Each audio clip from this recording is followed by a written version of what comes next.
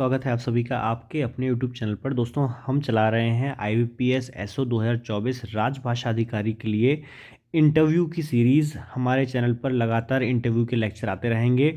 मैं ये लेक्चर आज लेके आया हूँ जिसमें हम आज सवाल को डील करने वाले हैं जो हर बार आपको पूछा ही जाना है। लगभग श्योर है कि आपसे लगभग पूछा जाए कि why do you want to join bank XYZ bank, जो भी है, आप बैंक ज्वाइन क्यों करना चाह रहे हैं। क्योंकि आप IBPS SO से एक राजभाषा अधिकारी के रूप में बैंक में कार्य करने वाले हैं। इसीलिए आपसे ये सवाल पूछना लाजमी है और ये सवाल आपसे पूछा जा सकता है। अब इसको हम किस तरह से एक अच्छा जवाब दे सकते हैं, इस वीडियो में आपको डिटेल में बताऊंगा ताकि आप गलती ना करें और अपने महत्वपूर्ण जो नंबर आपको मिल सकते थे उनको ना गंवाएं। चलिए, why do you want to join bank में हम लोग को मैं आपको 3 पहलू बताऊंगा जिन पर हमें जवाब अपना देना है। सबसे पहला पहलू मैं आपको बताने जा रहा हूँ वो है एनी लाइफ एक्सपीरियंस। पहला पहलू any life experience slash service to the society और कंट्री, ठीक है, जो भी है। अब देखिए, पहला पहलू ये है एनी लाइफ एक्सपीरियंस, मतलब आपको अगर कोई ऐसा वाक्य आपके दिमाग में है जो आप तैयार कर सकें कि आपके परिवार का कोई सदस्य हो जो बैंक में रहा हो, जो बैंक के बारे में आपने जिससे आपको बैंक के बारे में पता चला हो, कोई आपका मित्र रहा हो, कहीं आपने बैंक के बारे में पढ़ा हो, या कोई अन्य ज़िंदगी का आपका अनुभव रहा हो जिसके आधार पर आपको लगा हो, या फिर आप खुद बैंक गए हों तो आपको लगा हो कि शायद मैं इसमें कुछ कर सकूं, या किसी को कुछ पता चला हो जैसे कि आप राजभाषा अधिकारी के रूप में जा रहे हैं तो कोई आपके पहचान का मित्र जो राजभाषा अधिकारी के रूप में बैंक में कार्यरत हो, या आपके कोई परिवार का सदस्य जो बैंक में राजभाषा अधिकारी के रूप में कार्यरत हो, या किसी अन्य संस्था में कार्यरत हो जिसने आपको इस बारे में बताया हो, तो आप उसके बारे में यहाँ पे ज़रूर बताइए कि मेरे परिवार के वो सदस्य उनने मुझे इसके बारे में बताया और वहाँ से मुझे लगा कि मैं इसमें एक अच्छा योगदान दे सकता हूँ। दूसरा, सर्विस टू द सोसाइटी या कंट्री, कि भाई मैं जो राजभाषा अधिकारी के रूप में अपना जो भी अनुभव होगा अभी तक का, मेरे मेरे जो शैक्षणिक अनुभव है वो सब मैं समाज के लिए और अपने बैंक के लिए, एक तरह से सरकार के लिए हम काम करेंगे, तो मतलब वो हम समाज के लिए ही कार्य कर रहे हैं। इसीलिए सरकार के लिए या फिर देश के लिए या समाज के लिए मैं कार्य करने के लिए खुश रहूँगा, क्योंकि मैं तो बैंक ज्वाइन करके मैं एक खुश रहूँगा। ये एक हो गया सर्विस टू द सोसाइटी। और ये अपने एक अनुभव कोई भी आपका रहा हो वो आप दिमाग में रख के लाइए कि उसकी वजह से मैंने ये निर्णय लिया कि मैं बैंक में जाना चाह रहा हूँ। किसी से कोई सुना चीज़, कहीं कोई आपने किताब में पढ़ा हो उसके बारे में, अनुभव के बारे में राजभाषा अधिकारी के रूप में, तो वो भी आप यहाँ पे बता सकते हैं। तो पहला तो यही है कि आप कोई ना कोई अनुभव बताइए और सोसाइटी को सर्विस करने की जो आपकी लालसा है उसके बारे में कुछ ना कुछ बताइए, क्योंकि ये सरकारी नौकरी के लिए ये दोनों ही बिंदु महत्वपूर्ण हैं। चलिए, अब मैं आपको बताता हूँ दूसरा बिंदु जो इसमें बहुत महत्वपूर्ण हो जाता है इस सवाल के उत्तर के लिए। वो दूसरा हमारा बिंदु है आपका यूसेज ऑफ एकेडमिक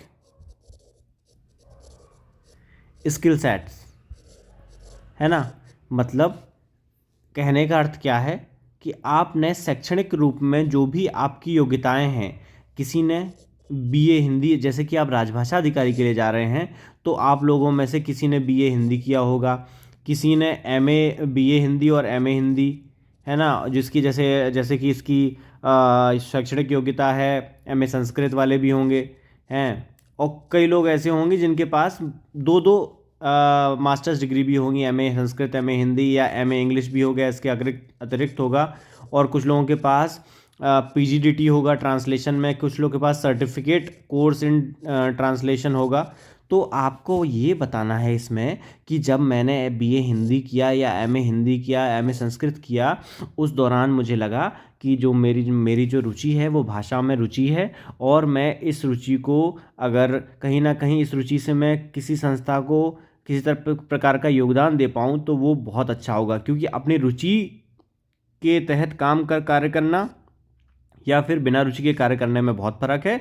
तो अगर मेरी भाषा में रुचि है और अगर मुझे भाषा का ही काम करने का मौका मिल रहा है तो मेरे लिए उससे अच्छी कोई बात नहीं होगी। और यही कारण है कि मैं बैंक ज्वाइन करना चाहता हूँ या चाहती हूँ, क्योंकि मेरे स्किल सेट्स वैसे हैं। मैंने post graduate diploma in translation किया है या सर्टिफिकेट इन ट्रांसलेशन, यानी मैंने अनुवाद की पढ़ाई की है। और अगर मैंने अनुवाद की पढ़ाई की है और जो मैंने पढ़ा है और जिसमें मेरी रुचि है, अगर वही मुझे एक हमारे प्रोफेशनल कार्य के रूप में मुझे कार्य करने मिले तो इससे अच्छा क्या ही होगा। इसीलिए मैं बैंक ज्वाइन करना चाहता हूँ या चाहती हूँ। एक हमारा ये एकेडमिक स्किल सेट के आधार पे जो मैंने पढ़ाई की है तो मुझे ये उससे मैच करता है। क्योंकि आजकल के ज़माने में कोई मैकेनिकल का पढ़ा हुआ बंदा किसी दूसरे इंजीनियरिंग के क्षेत्र में काम करता है, टेलीकॉम इंडस्ट्री में काम करता है, तो इस तरह के क्रिस क्रॉस देखने मिलते हैं। पर क्योंकि मेरा जो पढ़ाई भी यही है और मैं इसी फील्ड में आ रहा हूँ, इसलिए ये मेरे लिए पूर्णतः सही है।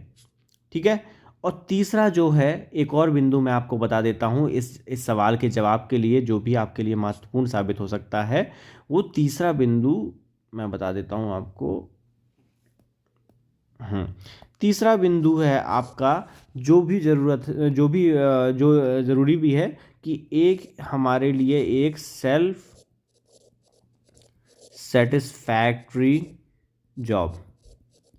मतलब क्या है कि एक बैंक, देखिए एक आज के ज़माने में बैंक एक आपको बहुत ज़्यादा नहीं तो कम से कम एक सम्मानजनक तनख्वाह देता है। एक अच्छी सैलरी पे आप काम करते हैं, आपको अलावेंसेस मिलते हैं, है ना, अच्छे आपको सुविधाएं मिलती हैं, मेडिकल फैसिलिटीज़ मिलती हैं, है ना, कई तरह के आपको टीए डीएन अन्य तरह के जब आप टूर पे जाते हैं तो वो सब भी मिलते हैं, है ना। और समाज में आपको इज्जत मिलती है। सबसे महत्वपूर्ण ये है कि समाज में आपको इज्जत मिलती है।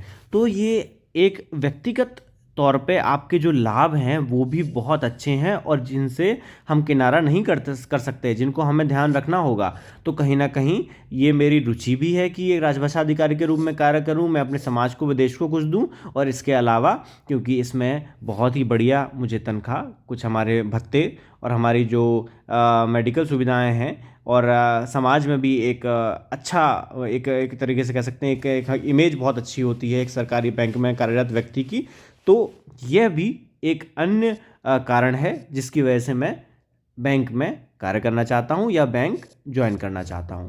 तो बस मैंने आपको 3 कारण बता दिए हैं। अब मैं आपको बताना चाहता हूं कि हमारा इंटरव्यू भी आप ज्वाइन कर सकते हैं। मॉक इंटरव्यू बैच हमारे लगातार चल रहे हैं, हम पर डे 3 इंटरव्यूज़ ले रहे हैं और आप चाहें तो ज्वाइन कर सकते हैं। हमारा मॉक इंटरव्यू का बैच लगातार चल रहा है, देख सकते हैं। एक्सपीरियंस्ड पैनल हमारे पास है, बैंक ऑफिसर है, राजभाषा अधिकारी है, ट्रांसलेशन ऑफिसर है और ये लाइव इंटरव्यू होता है दोस्तों। इसमें हम कहीं भी ऐसा नहीं है कि किसी से रिकॉर्डेड कुछ हो, 1-to-1 इंटरव्यू होता है और आपसे हम PIQ के बेस पे इंटरव्यू ले रहे हैं लगातार। हमारे पास अभी स्लॉट्स लगभग 3-4 दिन की वेटिंग चल रही है, पर आप हमारे पास एनरोलमेंट पहले से कर सकते हैं एक छोटी सी फीस देके। और फिर हमारा डिटेल इंटरव्यू रिपोर्ट्स वगैरह भी हम आपको देते हैं। ठीक है, तो ये हमारा है। हालांकि फ़ीस तो ऊपर नीचे होते रहती है, अभी हमने कम रखी है, but it can change with time. अभी तो खैर स्टार्टिंग जो बैचेज़ हैं, शुरुआत के बच्चे हैं, तो उनको हम अभी कुछ नहीं, हम तो बस ऐसे ही ले रहे हैं। बाकी आप इस नंबर पे और इस जीमेल पे कांटेक्ट कर सकते हैं और आप IBPS SO राजभाषा अधिकारी इंटरव्यू 2024 करके आप इस नंबर पे हमें व्हाट्सएप कर सकते हैं, जिससे आपका हम स्लॉट बुक कर सकते हैं। और स्लॉट बुक करने के बाद आप इंटरव्यू से पहले अपनी फ़ीस जमा करके अपना इंटरव्यू करवा सकते हैं और हम आपको पूरी डिटेल रिपोर्ट आपको देंगे, जिसमें आपका पूरी पर्सनालिटी का क्या कमी है और क्या ठीक करने की आवश्यकता है, आपको पूरा ही पहले से ही आपको पता चल जाएगा। ताकि आप, ये देखिए मैंने लिखा भी है, get time for correction on weak areas. Interview के पहले सफिशिएंट आपका जो एक्चुअल इंटरव्यू होगा उसके पहले आपको उचित समय मिलना आवश्यक है, जिसके कारण आप अपने पूरी जो कमियां हैं उसको सुधार करके ज़्यादा से ज़्यादा मार्क्स अर्जित कर पाएँ इंटरव्यू में। ठीक है, तो आप सभी को all the very best. Video देखने के लिए बहुत बहुत धन्यवाद। वीडियो को लाइक कर दीजिए और चैनल को सब्सक्राइब कर दीजिए। Thank you.